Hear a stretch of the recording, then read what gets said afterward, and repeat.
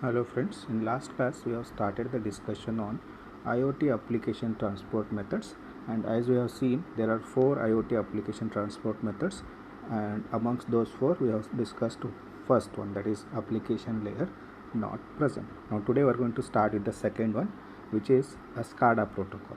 Now this is a protocol where SCADA is an acronym for supervisory control and data acquisition. Now this protocol was designed decades ago, and SCADA is an automation control system that was initially implemented without IP over serial links such as your RS-232 and RS-485 before being adopted to the Ethernet and IPv4. Now the SCADA has been adopted by your Ethernet as well as IPv4 and IPv6. Next we will see the little background of this SCADA protocol. Now this SCADA is a networking protocol which is going to run directly over a single physical and data link layers. Means it is going to work at your physical layer and the data link layer. At higher level, the SCADA system is going to collect the data from your sensors, and it is going to control those sensors remotely, or it is going to control the remote devices by collecting the data from those sensors and remote devices. Now the SCADA system is going to allow us to process the real-time data, and it is going to provide data-driven decisions to be made about how to improve the business processes. Now the SCADA commonly uses certain protocols for communication between your devices and the applications, and these protocols are going to be the intermediate between your device and the applications. Now for example, it is going to use a protocol called Modbus Industrial Protocol, which is used to monitor and program remote devices via a master-slave relationship. Now this Modbus uses building management. This Modbus is used in your building management systems, transportations, energy applications. Similarly, one more example protocol is DNP3. DNP stands for Distributed Network Protocol, and International Electrotechnical Commission, that is IEC protocols, are found mainly in the utilities industries along with DLMS and COSIM.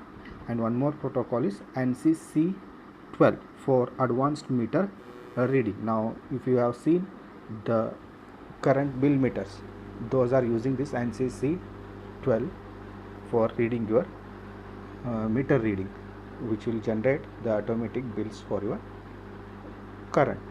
Now these protocols are used decades ago and are serial based, means the data is going to be transferred serially. So transporting them over the current IoT and traditional network requires some adjustments, means you need to optimize these protocols to work on your IoT network layer. Now this is about the little background on your SCADA protocol. Now how we can adopt this SCADA for your IP. Now TCP/IP is an popular protocol, and which can be used by any serial communication protocol. Similarly, you can use TCP/IP for SCADA also. Now to use the TCP/IP along with the SCADA, you need to assign TCP/UDP to the protocols as following. You are going to use DNP3, that is, and IEC 608.705 and DLMS. These three protocols we need to use to adopt SCADA for your IP. The first one is DNP3, which is adopted by your IEEE standard 1815/2012, which specifies the use of TCP or UDP on the Modbus messaging service utilities of your TCP. Then IEC 608.705/104 is the evolution of IEC serial for running over the Ethernet and IPv4 using a port number 2404, and DLMS is a user association specified a communication profile based on your TCP/IP in the DLMS or COSAT. Okay, these are the protocols which we should use to adopt the SCADA for your IP. Now we are going to discuss these protocols one by one. Now the first serial protocol to be used is your DNP3, which is based on a master-slave relationship. There is a relationship called master-slave. One node is going to act as a master and another node is going to act as a slave. Now the term master is refers to the powerful computer which is located in a control center of the utility, and the slave is a remote device with the limited computing resources found in the location such as substation. Now DNP3 refers to slave as outstations, means the slaves are going to be called as outstations. Now these outstations are going to be monitored and collect the data from the devices that indicate their state, such as whether the circuit breaker is on or off, and take measurements including voltage, current, temperature and so on. And all this data is going to be collected from this outstation, and this data is then transmitted to the master when it is required, or events or alarm control signals are generated. At that time this data is going to be sent to the master. Now the task of outstation is to collect the data from n number of sensors, and this data is going to be stored in outstations, and whenever the data is required for the master, it is going to be transferred.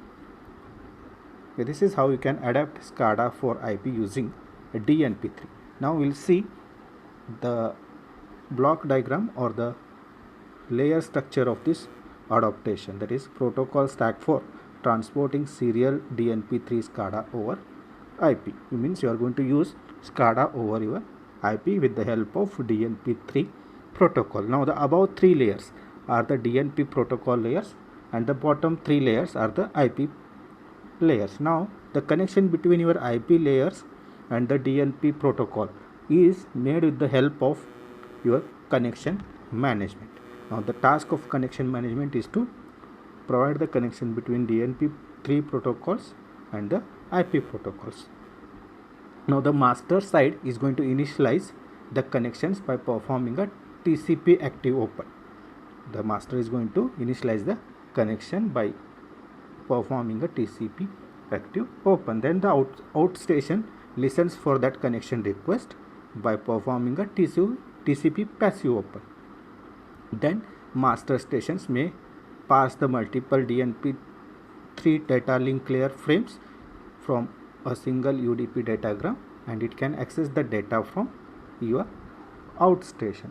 And a single master can open a connection with n number of outstations, means one master can handle n number of slaves, and it can access the data from n number of slaves or outstations simultaneously.